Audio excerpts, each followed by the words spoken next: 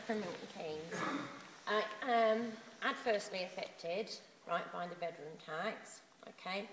Firstly, let me explain to everybody here, I come from a really, really large family, okay? Always worked, okay? We've never been one, you know, like to sit around doing nothing or anything like that. I had a really good job, but I have 3 daughters, right? One of them has learning difficulties. She can't read and write, okay? She's had that since birth. I still was able to go to work and still manage her, right, as a child, but, you know, as an adult, she's got a little bit more difficult. I have another daughter who developed severe mental health problems, yeah, in her late 20s, okay? And she has 3 children. They are aged now 12, 6, and 4, right? Due to her ill health, right, and her incapacity to look after the children, they were going to be taken into care because sometimes my daughter couldn't leave the house, sometimes she couldn't look after herself, so therefore she couldn't look after the children. The only way that they were saved from going into care was if I agreed to give up my job and take care of my grandchildren, which I did, okay? At that time, right, you know, right at the very beginning, I lived right over in Bletchley, which doesn't mean anything to you lot, right? And my daughter lived right over, right the other side of Milton Keynes. So, you know, if an emergency happened or something like that, it used to take me 20, 25 minutes to get there. I was then approached to move out of a house that I had lived in and built up, yeah, for 20 years. Now, this was 2.5 years ago, right? Social services were involved, the council were involved, the schools were involved, and my housing association.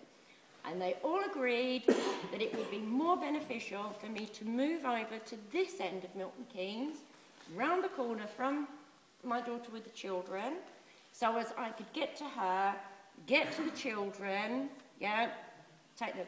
Now, these children have lived with me sometimes for 11 months at a time, okay? However, in the last year or so, things have started to improve a little bit, so they spend maybe one night with their mum and then a night with me and then a night with their mum and then a night with me. Now, right, I'm classed as having an additional bedroom because these children don't stay with me 24/7. Yeah, right? So despite the fact that the council have got all the evidence they need from social workers, from solicitors, from schools, yeah, because they don't live with me 24/7 and because I refuse, yeah, to claim child benefit, right, for these children. My daughter claims child benefit. My daughter is their mother, yeah?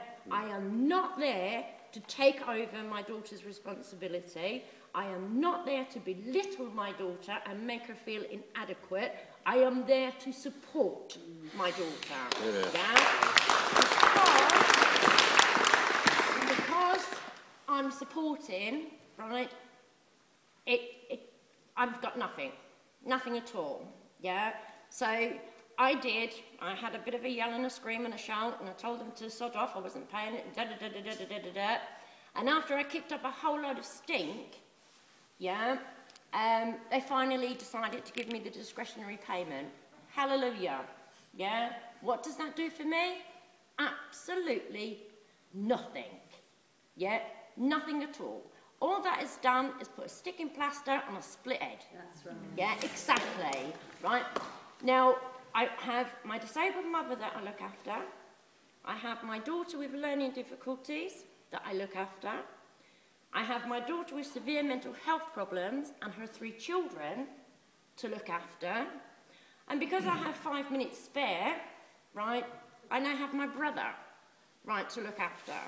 In November, he became incredibly ill, right, with an ear infection, believe it or not, which has now left him physically and mentally, right, disabled. So he now lives with me, yeah? So on the one hand, I'm overcrowded because I live in a 3-bedroom house. Well, now that my brother's there, I've only got 1 spare bedroom. But when my grandchildren need to stay, I've got 2 girls and 1 boy. Yeah? Right? So when that situation arises and I'm sleeping on the sofa, because everybody else has got the beds in my house, that don't count. Yeah? Right? But when I can manage to get into bed in my own house, yeah, now I've got to pay bedroom tax. Yeah? All it's going to do, right, is I have a stressful life. Yeah? You know, I get up in the morning, I don't know what's going to happen, when it's going to happen, how it's going to happen. Yeah? A bath, right?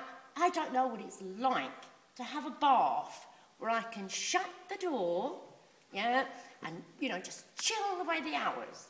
Yeah? If I have a bath, it's with the door open and my ears listening, right? Because I'm either listening for my brother, yeah, or I'm listening for my grandchildren, yeah?